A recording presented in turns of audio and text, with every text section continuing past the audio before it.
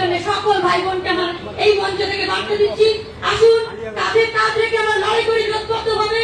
সরকারের চোখে চোখ রেখে লড়াই করার দিন কিনতে এসেছে, না হলে পার্শ্ব শিক্ষক ইতিহাস ভবিষ্যৎ প্রজন্ম আপনার কেউ ক্ষমা করবে না। লুকিয়ে রাখা শিক্ষকের ধর্ম নয়, শিক্ষকের মেরুদণ্ড সবসময় রিজু, তারা অন্যায় বিরুদ্ধে রুখে দাঁড়ায়, সত্যের পথে লড়াই করে। এই পর্যায়ে আবার একবার দিন তারা যে প্রশ্ন আমরা স্থায়ী শিক্ষকের উদ্দেশ্যে তুলছি, আপনারা পাশে এসে দাঁড়ান, তাদের কাছে আমরা জোর লড়াই করতে পারবো। তাদের সঙ্গে আমি ক্রমাগত আমার স্টাফদের সঙ্গে লড়াই করছি, আমি আমার সংসারের সঙ্গে লড়াই করছি। একাধিক পার্মানেন্ট স্টাফ, আমার বন্ধুরা পার্মানেন্ট স্টাফ, তারা কিন্তু আমাদের সঙ্গে আছে, সমাজের প্রতিটা মানুষ সঙ্গে আছে। এত লড়াই কালকে 30-35 হাজার জমায়েত হলো, শুধু কি 30-35 হাজার? অনেক অসুস্থ সাথী ছিলেন, তারা আসতে পারেননি, বৃদ্ধ বাবা মাদের পাঠিয়েছেন, হাজব্যান্ড স্থায়ী কর্মচারী তাদেরকে পাঠিয়েছেন। তাদের পরিবারের কথা চিন্তা করুন, হাজার হাজার পরিবার আমাদের সঙ্গে আছে, যারা কিন্তু যেমন আমাদের কয়েক টাকা সরকার চলে, একটা শিক্ষা ব্যবস্থা চলে, একটা কৃষকের সন্তান যদি লেখাপড়া না করে তাদের কিন্তু স্কুলের শিক্ষার খাতে একটা ন্যূনতম ট্যাক্স দিতে হয়। তেমনি আমাদের সকলেই সমাজের সর্বস্তরের লোক মানসিকভাবে আমাদের সাপোর্ট করছে।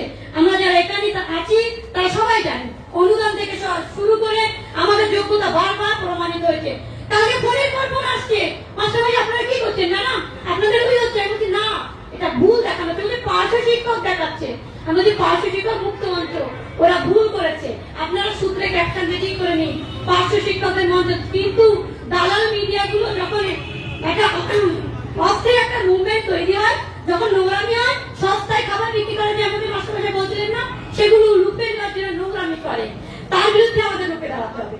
শিক্ষক মানে আমাদের কাছে অনেক দায়িত্ব, আমরা সমাজকে গঠন করবো, সমাজকে সঠিক পথে পরিচালিত করবো, সঙ্গে সঙ্গে আমাদের ন্যায্য অধিকার আদায়ের জন্য আমরা অন্যায়ের বিরুদ্ধে লড়াই করার জন্য চোখে চোখ রেখে অন্যায়কে প্রতিবাদ করবো। আমরা জানি তো উত্তম দৃষ্টিতে চলে অধমের সাথে, যিনি মধ্যস্থির তফাতে চলে, সেই তফাতের মানুষগুলো ভ্রান্তি দূর করতে হবে। এবং এই সরকার তার বুঝছে, রূপটা দেখিয়ে দিয়েছে, তার জন্য আজকে আমরা দেখিয়ে শুনিয়ে নিয়ে গিয়েছি, তাই যাহা আসে করি মুখে। তাই আমি আমার এতদিনের ক্যাপশন বদলে ফেলেছি। আমি নরমপন্থী এবং দীর্ঘক্ষণ বক্তৃতা না চালিয়ে আমি আমার সাথীদের উদ্দেশ্যে সেই আস্থা রেখে আবারও বলছি, এক ডাকেই চলে আসবে। আমার সাথীরা আত্মসম্মান নিয়ে যে বাঁচে বারবার প্রমাণ দিয়েছে। তাই আজকে উজ্জীবনের মন্ত্র নয়, আজকে আমি আমার ক্ষোভের জ্বালা মেটানোর জন্য কিছু কথা শেয়ার করলাম আমার বন্ধুদের সঙ্গে, তাদের উপর আস্থা রেখে আবার এই বার্তা দিচ্ছি, আমাদের আগামী যতক্ষণ না আমাদের দাবি আদায় হবে ততক্ষণ আমরা লড়ছি। এই লড়াই চোখে চোখ রেখে লড়াই করার ক্ষমতা পার্শ্ব শিক্ষক ঐক্য মঞ্চের আছে। এবং প্রত্যেকে আমরা কমেন্টস করবো হোয়াটসঅ্যাপ ফেসবুক গুলোতে, যখনই আমাদের পার্শ্ব শিক্ষক ঐক্য মঞ্চের নামে কোন একটা বাজে ক্যাপ্টেন দিয়ে কোনো খারাপ কিছু প্রচার করার চেষ্টা হবে, রুখে দাঁড়ান। রুখে দাঁড়ানোটাও একটা ন্যায় ধর্ম, একটা আদর্শ, একটা নীতিগত চরিত্রের পরিচয়। মধ্যপন্থা যেমন সঠিক শিক্ষকের মানসিকতা নয়, তেমনি আমাদের সেখানেও একটা বিরাট বড় ভূমিকা। মঞ্চে এসে আমরা সবাই কিন্তু সুবক্তা হতে পারি না, ভালো কথা বলতে পারি না। আমি দেখুন না ফেসবুকে লিখি, অথচ সেখানে গুছিয়ে গুছিয়ে লিখতে পারি, এখানে এসে অনেক কিছু তো একটা কথা এক কথায় বোঝাবে যে অনেক বেশি কথা বলে থাকি। তাই সেখানে না বলতে পারবেন, একটা কমেন্টস করুন, ছোট্ট একটা লাইক দিয়ে থেমে থাকবেন না। আমাদের ওটাও একটা বিরাট প্রচারের মাধ্যম, জনমানসে পৌঁছানোর জন্য, আমাদের সঠিক বার্তাটা পৌঁছে দেওয়ার জন্য। তাই বলছি, এসে যান, দেখে যান দিদিমণি এবং শিক্ষকরা কিভাবে, এবং প্রত্যেকে কিন্তু নিজের টাইম লাইনে এগুলো শেয়ার করবে। আমি আমার বোনের মেয়ের বিয়েতে গিয়েছিলাম গত পরশু, সেখানে কি আমার সেই বর বোনকে দেখা যাবে, তখন আমাকে নিয়ে এসে হুমড়ি খেয়ে পড়েছে, তুই কখন ফিরলি? রাত্রি দেখলাম, আমি ভোরবেলা ফিরে এসেছি। ভোরবেলা ফিরে গিয়ে আমি দুপুরবেলা বিয়েতে জয়েন করেছি, বৌভাতে যাইনি। আমি বলেছি বৌভাতে যাওয়ার সময় নেই, ওখানে আমার কর্পোরেশনে যেতেই হবে, আমার বিয়ে আমি অনেক পাবো, কিন্তু আত্মসম্মানের লড়াইয়ের সঙ্গে আমি কোনো কম্প্রোমাইজ করবো না। দিদি আমার খুব রেগে গেছে আমার করে, কিন্তু তারা সেখানে দিদিকে বলেছে, দিদি আমি যে পেশাটায় আছি, যেমন কথায় বলা থাকে পুলিশদের নেই কোনো শনিবার রবিবার পরিবার, আর আমাদের পার্শ্ব শিক্ষকদের যে গুরু দায়িত্ব আমি নিয়েছি, পার্শ্ব নামটা মুছে শিক্ষক যাদের কলঙ্ক দূর করবো, আমি সেই প্রতিটা নিয়েছি তাদের দায়িত্ব তুলে। সেখান থেকে আমি পিছিয়ে আসতে পারি না দিদি, আমি অন্য সময় আসবো, তুই আমাকে এবারের মতো ক্ষমা করে দে, তোর ছেলে মেয়ে আমি অনেকবার খেতে পাবো।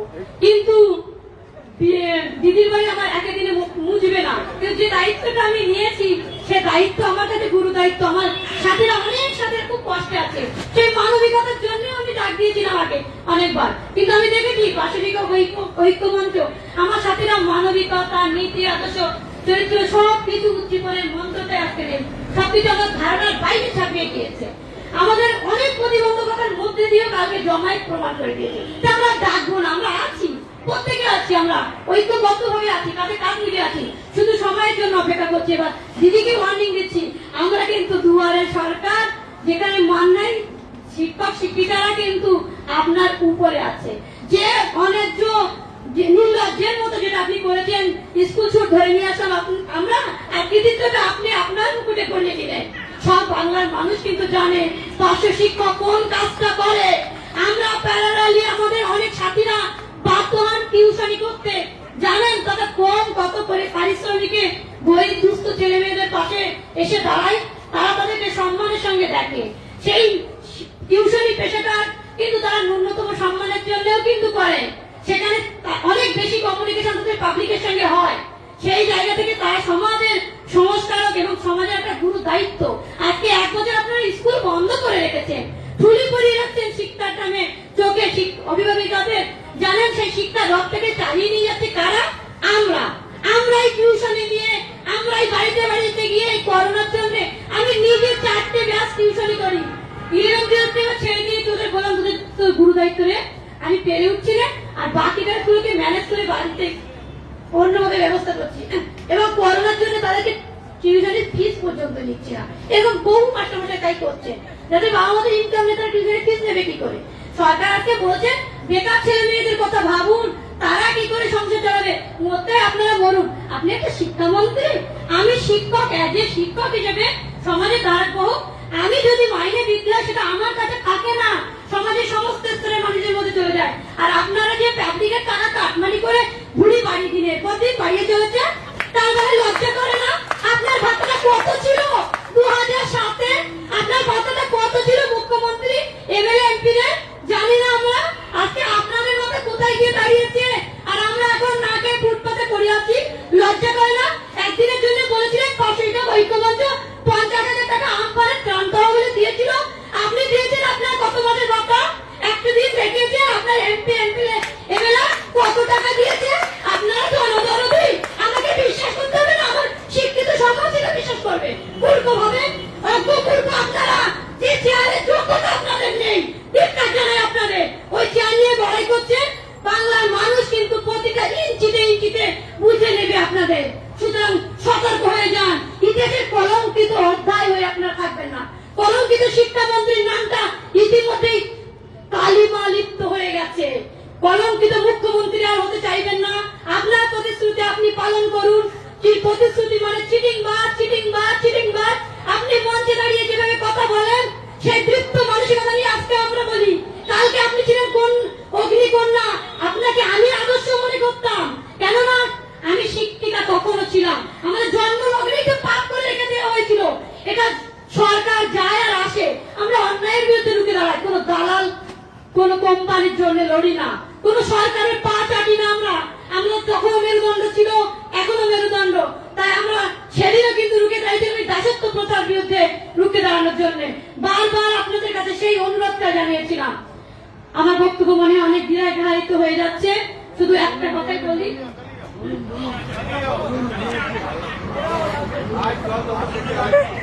আমি বলেছিলাম আমি বক্তব্য দীর্ঘায়িত করবো না, মানে আমি স্টেজে উঠে নিজের আবেগটাকে সংবরণ করে রাখতে পারি না, আমাকে রাগটা দেখতে চাই না। হাসি মুখটা, আমার একটা বন্ধু বলছিলেন রেজাদি আপনি রেগে গেলে ভালো লাগে না, আপনার হাসিটা আমার দেখতে ভালো লাগে। কিন্তু হাসি তো আজকে আর নেই, আমাদের এমনও হাসি আছে বেদনা মনে হয়। সন্ধ্যাবেলা আপনারা দেখবেন মাঝে মাঝে আমরা শুকনো মুড়ি আমাদের খাদ্য, আমরা ছোলা যেগুলো ওই 2 টাকায় দেওয়া হয়, মানে স্কুলে আমাদের ছেলে মেয়েদের দেওয়া হয়, সেখান থেকে আমরা নিয়ে আসছি। নিয়ে এসে আমরা সাথীরা সন্ধ্যাবেলা আমরা টিফিন করছি শুকনো মুড়ি আর ছোলা। সেখানে আমার বিয়ে বাড়িতে আমার বোনেরা বলছে তোর যে এত হই হই করে আনন্দ করে মুড়ি ছোলা খাচ্ছিস। আমি বলছি বিরিয়ানি তো খাচ্ছি না, বল বিরিয়ানি খাওয়ার জন্য তো আমাদের পয়সা নেই, তাই তো ফুটপাতে বসে শুকনো মুড়ি খাই আর 2 টাকার ছোলা খাই। সেই 2 টাকার ছোলা খাওয়ার যোগ্যতার লড়াইটা আমরা লড়ছি। কেন? শিক্ষকের দাসত্ব প্রথাকে মুক্তি দেওয়ার জন্য আমরা লড়ছি। আমরা ওখানে মর্যাদার লড়াইটা লড়ছি। আমাদের কঠিন সংগ্রামের জন্য, সামনে পথ চলার জন্য, সাগরে মেশার জন্য, নদীর তার নির্দিষ্ট ডেস্টিনেশনে পৌঁছানোর জন্য নিজের উজ্জীবনের মন্ত্র কিন্তু অন্তর থেকে আনতে হয়। তার জন্য আমরা একটি সময়ের জন্য উইশাল গান মেরুদণ্ডে এটা গাই, তার জন্য আমরা শুকনো পরিচি দিয়ে আমাদের হাসি খুশি আনন্দের মধ্যে আমাদের নূতন করে উজ্জীবনের মন্ত্রে আমরা দীক্ষিত হওয়ার চেষ্টা করি। কেননা আমরা হাল ছাড়তে জানি না। আমরা হচ্ছে সেই শিক্ষক, আমরা জাতির মেরুদণ্ড করি, আমরা কাঁদতে কাঁদতেও হাসি, আমরা হাসতেই শেখাই সমাজকে সুস্থ একটা সুন্দর স্বপ্ন দেখানোর জন্যই আমাদের জন্ম। আমার যে যোগ্যতা ছিল, আমার রক্ত থেকে মাথা ধরে আমি কি বলে অজ্ঞান হয়ে যেত।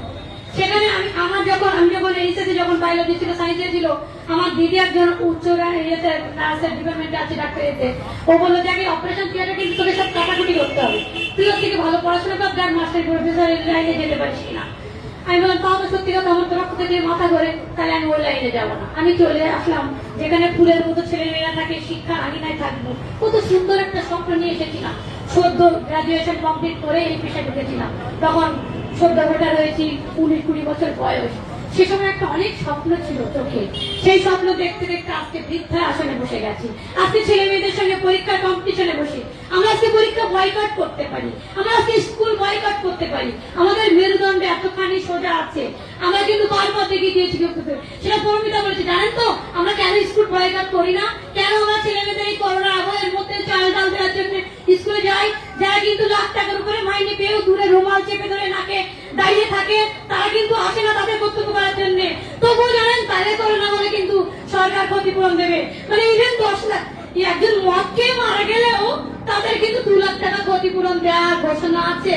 আর আমাদের একজন শিক্ষক মারা গেলে, যিনি একজন উচ্চ শিক্ষিত, ন্যূনতম উচ্চ মাধ্যমিক এবং গ্রাজুয়েশন কোয়ালিফিকেশন নিয়ে যে যোগ্যতার পরীক্ষা দিয়ে এই পেশাতে আসতে হয়েছিল, তার মৃত্যুতে তার স্ত্রীকে রোলাই বুঝতে হয়। এই লজ্জা কার? এই লজ্জা আমাদের নয় মাননীয়, এই লজ্জা সরকারের, এই লজ্জা এই শিক্ষা মন্ত্রী, যাকে অপদার্থ ছাড়া কিচ্ছু বলা যায় না। আজকে এতদিন এই মানবিক মুখের দিকে আমরা তাকিয়েছিলাম, মানবিক মুখ আপনি পুড়িয়ে ফেলেছেন, আপনার অমানবিকতার নগ্ন দিকটা আপনি দেখিয়ে ফেলেছেন। কালকে তার একটা চরমতম দৃষ্টান্তের জন্য সমস্ত পার্শ্ব শিক্ষক শিক্ষিকা ঘুরে দাঁড়িয়েছে। তার আজকে চোখে চোখ রেখে কথা বলার জন্য বদ্ধপরিকর হয়েছে। তাদের আগুন আজকে বুকে জ্বলছে। জানেন তো সেই আগুনে কিন্তু সোনা যদি খাটে হয়, সোনাকে কিন্তু খাঁটি করবে, আর যে কিন্তু তৃণ তাকে মুহূর্তের মধ্যে কাজ, সে কিন্তু মুহূর্তের মধ্যে কালো হয়ে যাবে। তাহলে আপনি সময় এসেছে, বাংলার মানুষকে বোকা আপনি বানাতে পারবেন না। সমস্ত কালে যুগে যুগে শিক্ষক দার্শনিকরা সমাজকে পথ দেখিয়েছে, আমরা দেখাবো। এই আত্মবিশ্বাস, এই যোগ্যতা, এই নীতি, এই আদর্শ চরিত্র আছে। আমরা সমস্ত চক্রান্ত আমরা ভণ্ড নস্যাৎ করে দেব। সব চক্রান্তকে আমরা ভেঙে গুড়িয়ে দিয়ে আমাদের লক্ষ্যে এগিয়ে যাচ্ছি।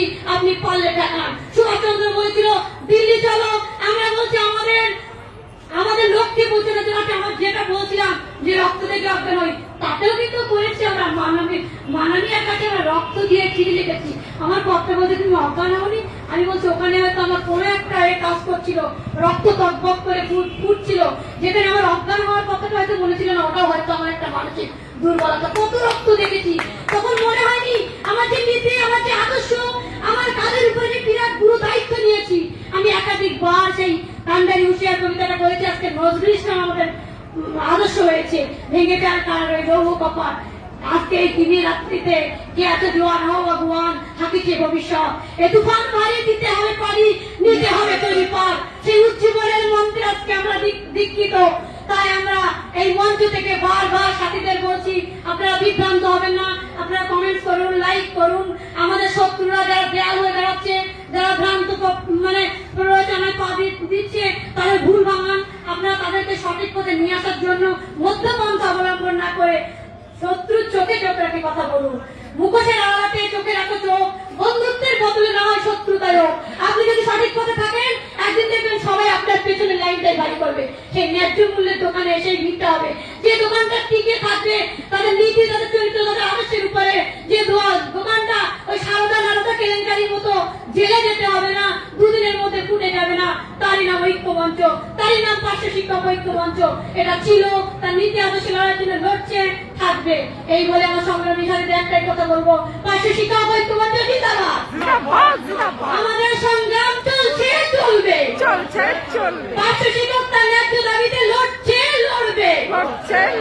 আমাদের এই অন্যায়ের বিরুদ্ধে সংগ্রাম চলছে, চলবে।